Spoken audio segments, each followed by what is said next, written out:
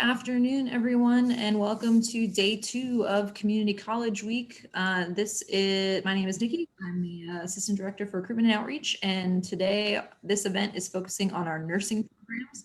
So we have 3 representatives here from the nursing program, both staff and students, who are going to talk to you today. If you have any questions, please post those in the chat.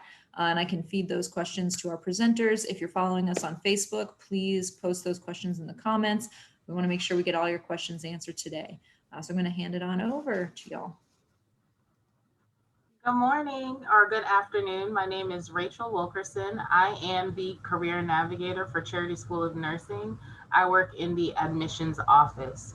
So I work with students with recruitment, outreach, enrollment, and especially when you're starting the program and you've met with your pre-nursing advisors.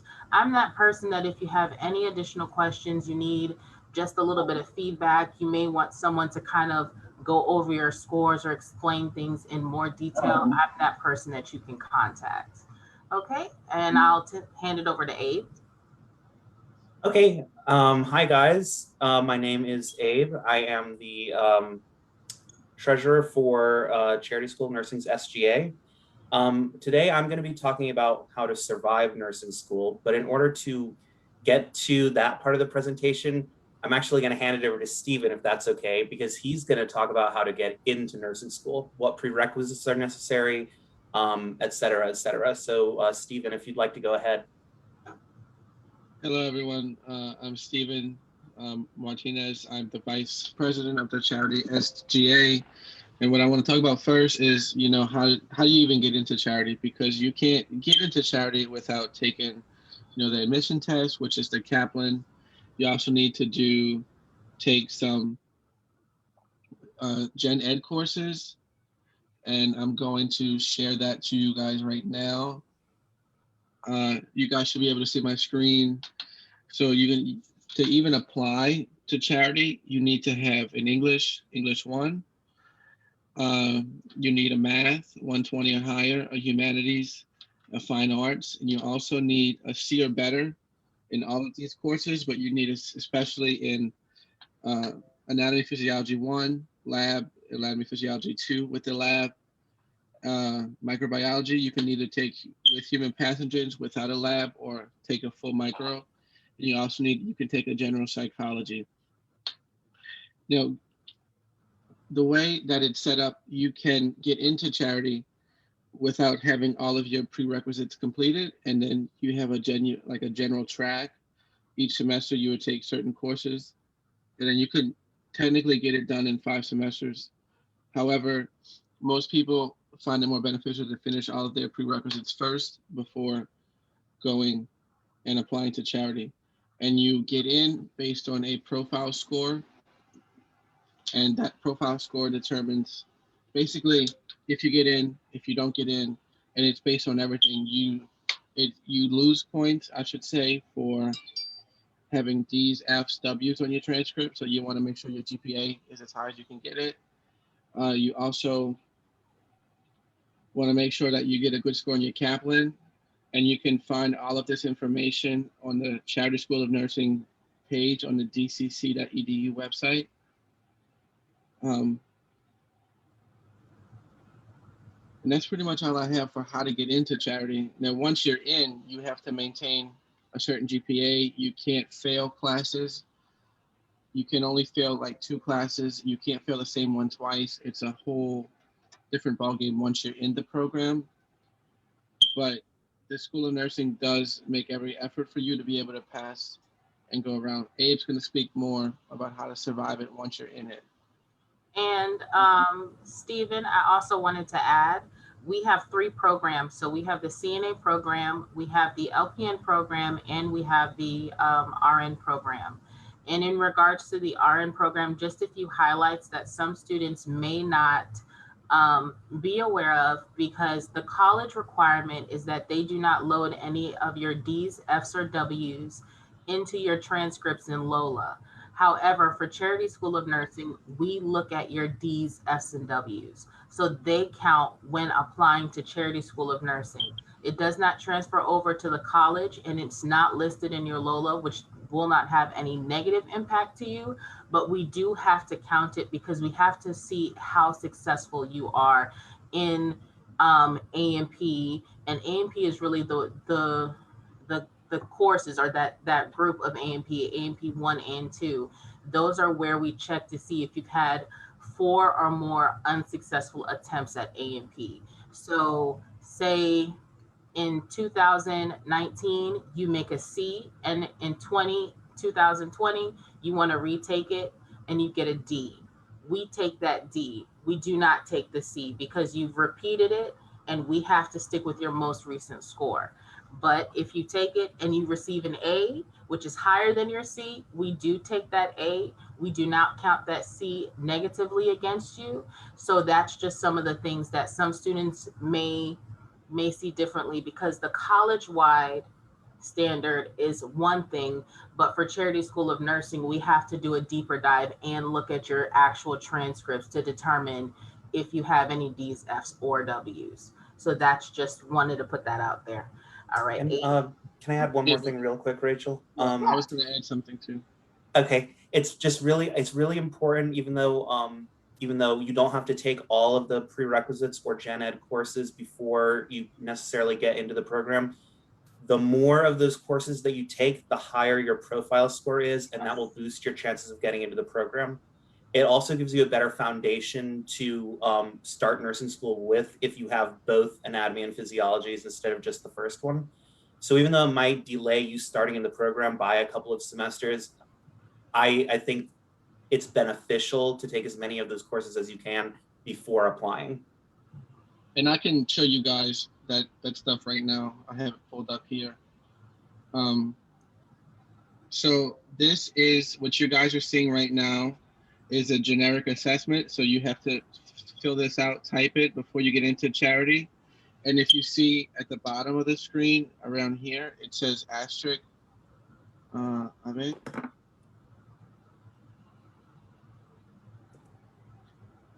Right in this area. Courses that must be completed prior to applying. So before you even apply to Charity, you have to have A&P 1, it's lab, English 1, and a math that's 120 or higher. And then the next asterisk, the double asterisk, you have to have these courses before, it tells you before level 2, before level 3, and before level 4. So you have to, each level in Charity is a different class. It goes over different material. So you have to have certain prereqs before you get to that level. If you were to not have them, and then you were to get to that level, you would not be able to proceed further with in the program because you don't have what you need. Now this is the profile sheet right here. It's a little different how it looks than what I did when I got into Charity, but it's pretty much self-explanatory. On your Kaplan, you take your Kaplan, you get a math score, a reading score, a science score, a writing score, and this is the most important section right here, believe it or not.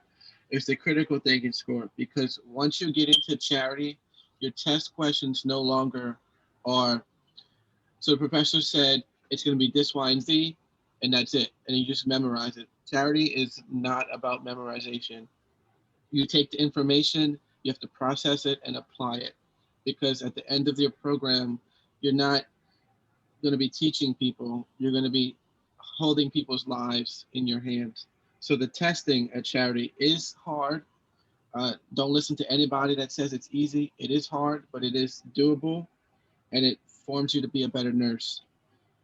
So you get so many points for certain tests. I mean, like certain scores on the test. The higher you score, the better.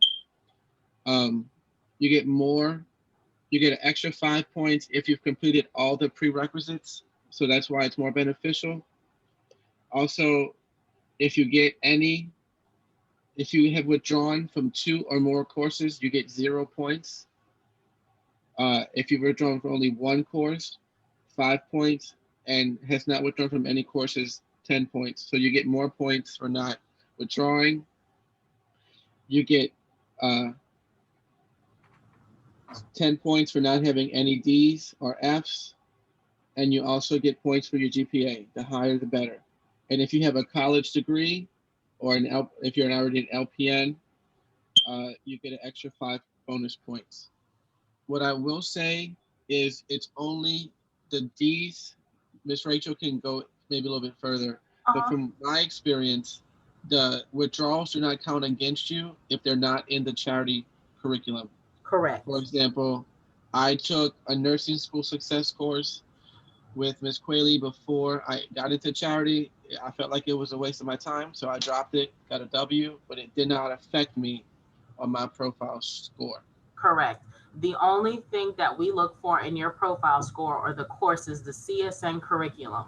So I don't look at a, a history of Louisiana or whatever the case may be. I'm only looking for those core classes. I don't look at jewelry making. If it's not on our list of approved fine arts or humanities requirements, we do not look at them. And those D's, F's, and W's only last 5 years. So as long as if it's been outside of 5 years, that is fine. We do not look at them. We just have to see that within that period, has the student had any D's, F's, or W's?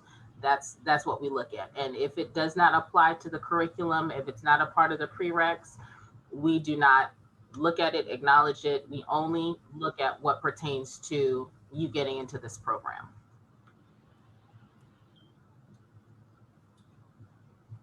Okay.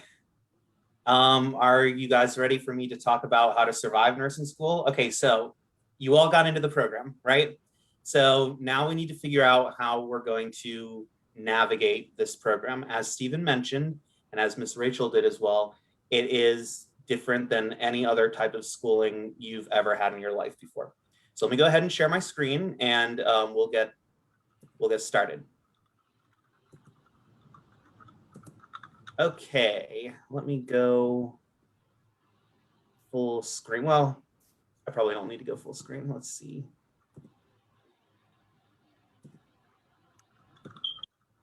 There we go, that's better. Okay, so how to survive nursing school. Okay, so the first thing I need everyone to understand is that this is a huge time commitment, and it requires really strict time management.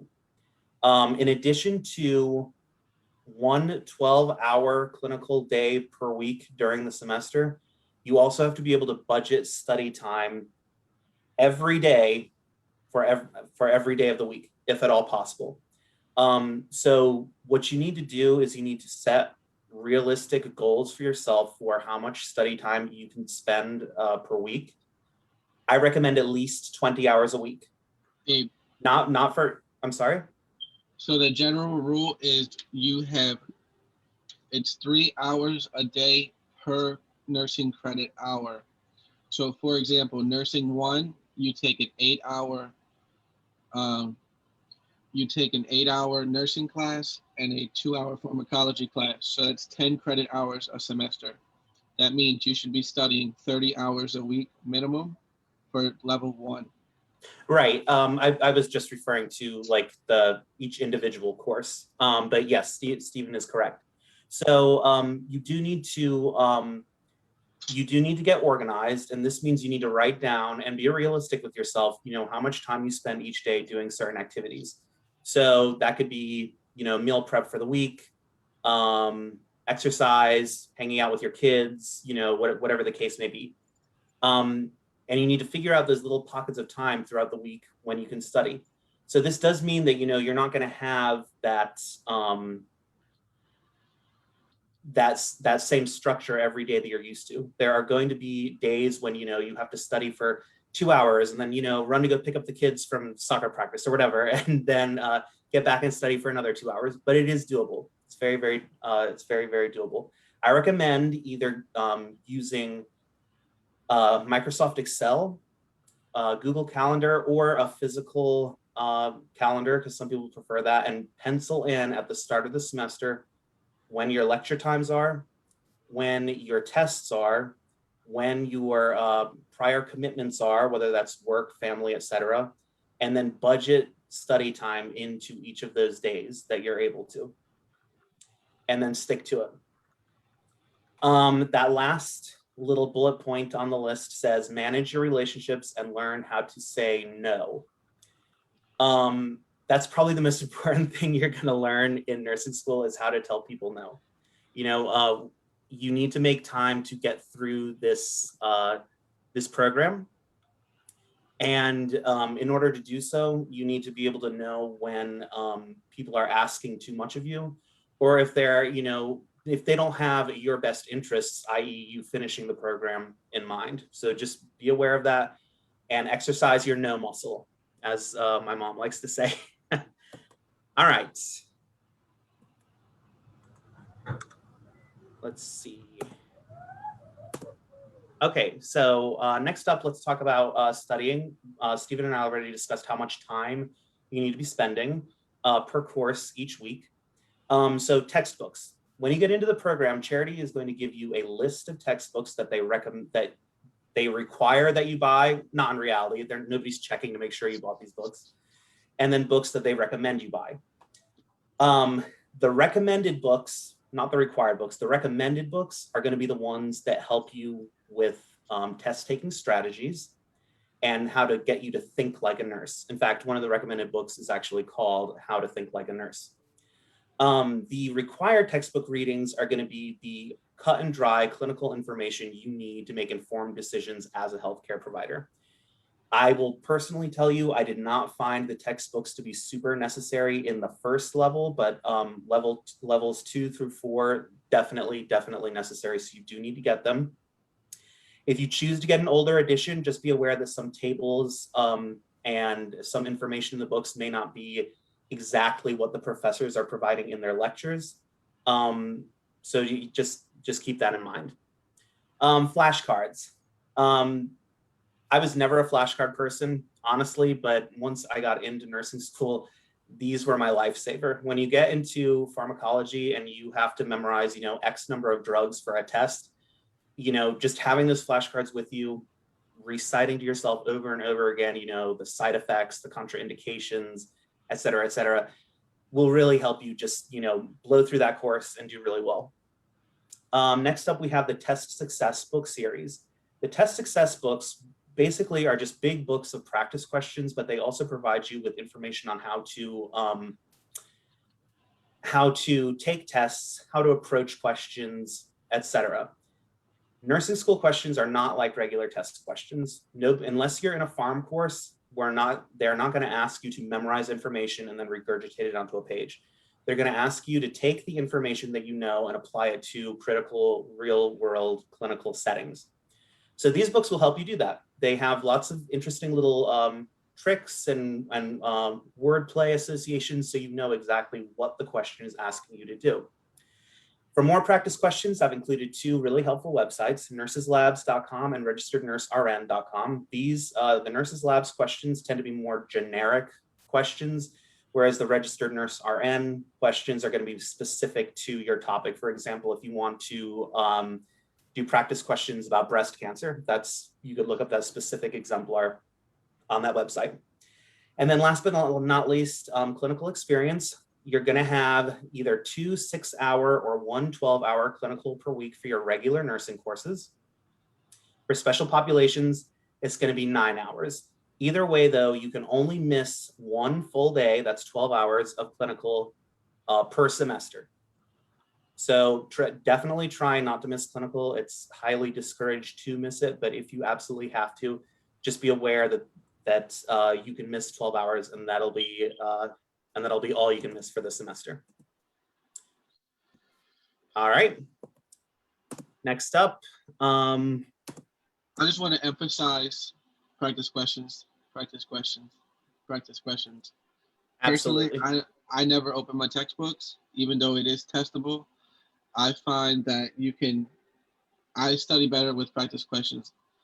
Kaya, to answer your question, the clinical locations are, right now, it's Ochsner, anywhere Ochsner, pretty much. They have some mental hospitals that we go to. There is Toro, UMC. 5 minute what?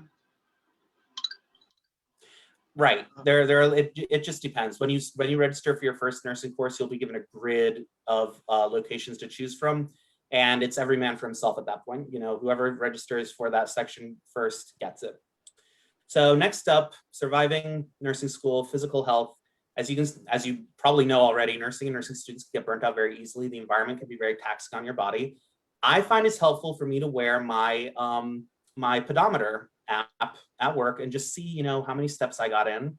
And it kind of encourages you. You're like, okay, you know, I've made 16,000 steps today. I can shoot for 17,000. I don't know. For me, it's a big encouragement to, you know, include your work and your clinical experience as physical activity.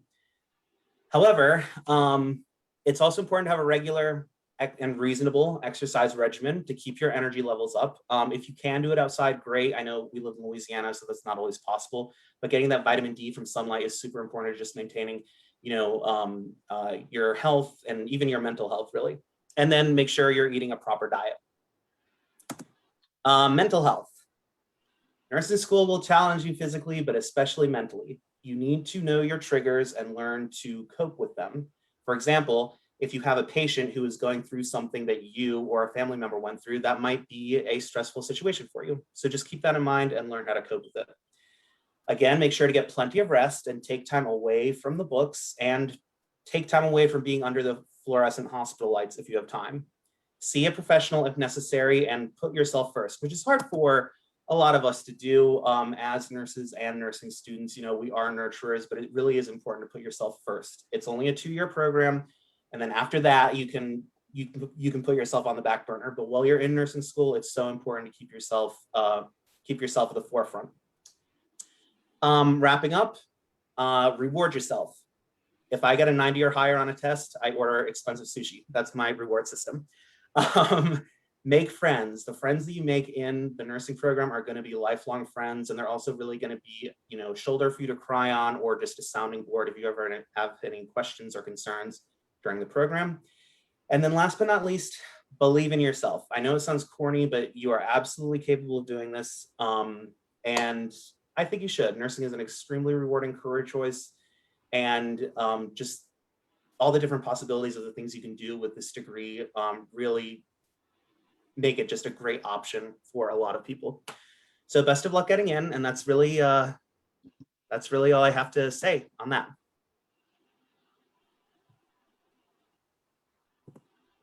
Thank you both so much. I know we have a lot of questions, so I'm currently typing quickly, trying to answer all the questions. Nikki, did you want us to take questions this way or through the chat? You can take questions either way. I can read you the ones that were not answered already if you'd like. Someone asked, when will they be able to apply for this fall? Okay, so the fall application cycle is closed. The next application cycle is for spring 2022, and that begins June 1st and it goes through July 15th. The next, I saw one question which was about Kaplan, so I wanted to say that for everyone to hear. The Kaplan needs to be taken before you apply to the program.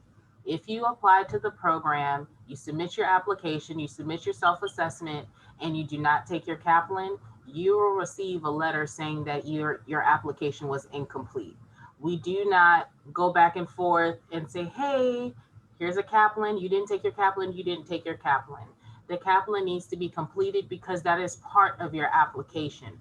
When you're submitting your application to us, we are expecting a complete application, because if you're applying to a job, you can't piecemeal and say, okay, here's part of my application, or I didn't finish this page, or I left this page at home. Applying to us is that same way, because we receive over 400 applications each cycle. So to call every single student and say you didn't turn in this piece, you didn't turn in that piece, is very difficult. So this is another part of it, as preparing you for nursing school, is preparing for students to be able to follow the instructions, which is very simple. You take your Kaplan before you apply, you submit your application, you submit your self-assessment. You need to have your transcript submitted to admissions before you apply as well. If you're running into any issues, you can send us an email at our CSN email csnadmissions@dcc.edu. You can send me an email if you're saying I'm having issues navigating or I'm having problems with my application, because we give you a month, almost over a month, and during the Christmas holiday, it's 2 months that we give you to get all of these things together. So if something in between that time is going on, please reach out to us before you receive your letter, because there are things that we can do to help you during this process, and it's easier to find it out on the front end and not the back end. And also, another tidbit, whatever your name is in Lola is the name you need to stick by. So if you get married and things change, please make sure that you notate that with the college to say, hey, I've changed my name. My transcript may come in as one thing, and that's no longer my name that's listed in Lola. Make sure those things match, because those are things that we don't know. We don't know that, you know, I was Harold and now I'm Wilkerson. So how do y'all know who I am? You know, so it's kind of difficult for us to figure that out because we don't know. We just may assume that the student didn't take a Kaplan, but it's listed under Rachel Harold. So just those small pieces are things that we really would appreciate if students can work out. And if you have any questions, do not hesitate to contact myself. I will leave my information in the chat box. I am more than willing to speak with students by appointment if you have questions, because that is the easiest way to debunk all the confusion, is if you come to the source. So if you have any questions, you're nervous, you don't want to press the button to apply, I'll force you to press that application button, but we can work through it. We are all here to support you. You're the student. We want to make sure that your success is really our success. So we're here for you. So if you have any other additional questions, please feel free to send me an email or give me a call. It is raining outside, so we don't know what things may look like. So it may take us a moment. So let's, you know, if you don't get a hold of us, we may have to go home. We're not sure, but I am here for you guys between the hours of 8:30 and 4:30, Monday through Friday. Really quick, there's